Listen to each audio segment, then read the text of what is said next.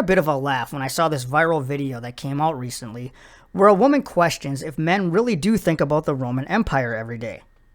Now, I can only speak for myself, and the answer is yes. In fact, the title of this channel is a tribute to the Romans. Originally, I wanted to do videos on leadership based on ancient Rome. I was planning to take different Roman figures and talk about their leadership styles. The trouble was, there was so much information out there, and so many channels that already do an amazing job detailing Roman history, and the fact that I am by no means a historical expert, I decided to go with a more general approach towards leadership. But here's a little bit of background regarding the channel. Obviously, the legions part refers to the legions in the Roman army. The lions part comes from the 13th legion levied by Julius Caesar, which became well known in the TV show Rome.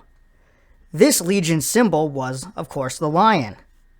As a side note, the real Titus Pullo and Vorenus were from the 11th legion historically. But I want to give my opinion on why I think men think about ancient Rome so often, apparently to the point where it's become an internet phenomenon. First, the history of Rome is tied to the United States. It's even been said that the US was the new Rome or the second Rome. When the founding fathers were debating the type of government the new country would have, they used pseudonyms of historical Romans who played an important role in the transition of Rome from a republic to an empire. On one side, the Federalists, who advocated for a strong centralized government and were pro-constitution, referred to themselves collectively as Publius, whereas the Anti-Federalists, who wanted a more decentralized, smaller government, named themselves after various Romans, such as Cato and Brutus. Remember, during this time in American history, the world was going through the Enlightenment, which once again brought to the forefront of discussion ideas of liberty and patriotism, which had, up until this point, always come and gone. The idea of power concentrated in the hands of a monarch was put into question, and the founders wondered if there was another or a better way. The best template for this was, of course, ancient Rome. When you look at the rise and fall of Rome, there are many parallels with the United States. In fact, one could argue, if you want to know how things are going to turn out in the US, one simply needs to study ancient Rome. As the saying goes, history doesn't repeat itself, but it does rhyme.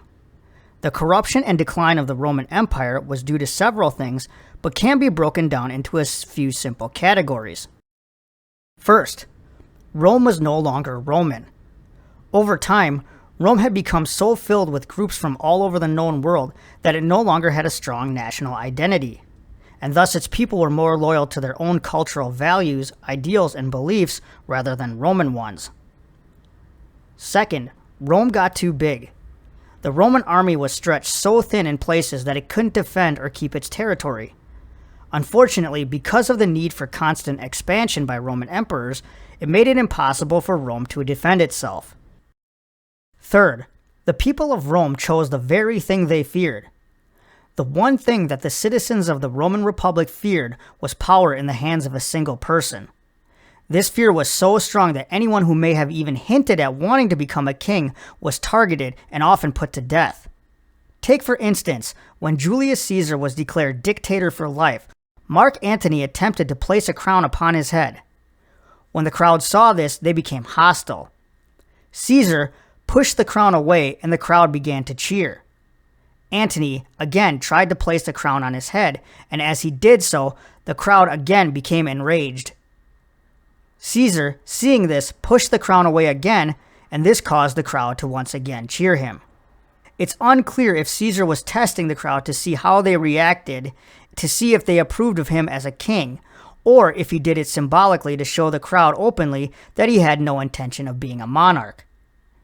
It's more likely the former was the case, as Caesar had already began dressing as a monarch absent a formal crown. It's important to remember that the common person or plebeian was a fan of Caesar, but even still, they did not approve of him as a king. This quest for absolute power was again the thing Caesar's enemies seized upon to justify his assassination. Another reason, Rome became spiritually sick.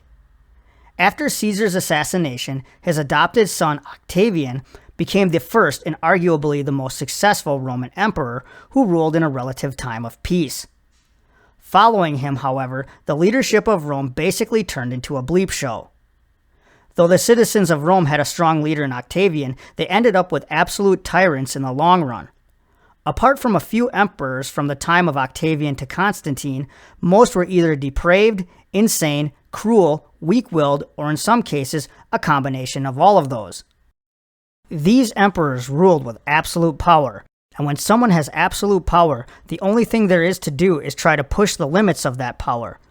When this happens, no one is safe. Tiberius was known to have anyone who disagreed with him thrown off the cliffs of his private island. Commodus made the movie version of himself look like a decent person. Nero and several others tortured and put thousands of Christians to death. Speaking of Nero, he had a man castrated and dressed to look like his pregnant wife, who he had kicked to death in a fit of rage. Caligula was said to have entire sections of people at the gladiatorial games thrown to the wild beasts because he was bored and because there was no more prisoners to execute. On top of that, most of these emperors consistently drove the empire nearly to bankruptcy, leading to constant banditry and crime. This sickness was driven by the insatiable need for more power. As time went on, if an emperor was assassinated, a more depraved one would just take his place until they were killed. To these rulers, the people existed simply to provide them with a means to display their power. Now, do any of these things sound familiar today regarding the modern world? Right now, here in the United States, it's safe to say we have no national identity. Drive down the street of any major metropolitan city, and you'll see just about every flag possible except for the flag of the United States. In fact, there are many in this country who believe that a national identity is a bad thing. Even mentioning national identity in some places could get you shouted down. It's important to remember, though, that national identity does not mean race. The principles of life, liberty, and the pursuit of happiness, as well as the idea that we are all endowed by our Creator with certain inalienable rights, are ideals that as a nation we strive for, even when we fall short in the attempt.